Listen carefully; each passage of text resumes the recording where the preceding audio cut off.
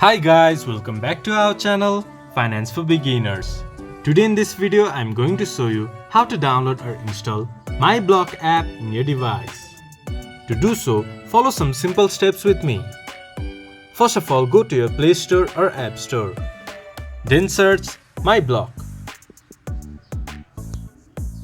There you can see MyBlock app. Tap on it, then press Install. It might take a while to install the app depending upon your internet speed. Once the app has been installed, open MyBlock app to manage your taxes and finances all year long. This much for today's video. If you guys find our video helpful, please leave a like and comment. And do not forget to subscribe our channel and hit the bell icon.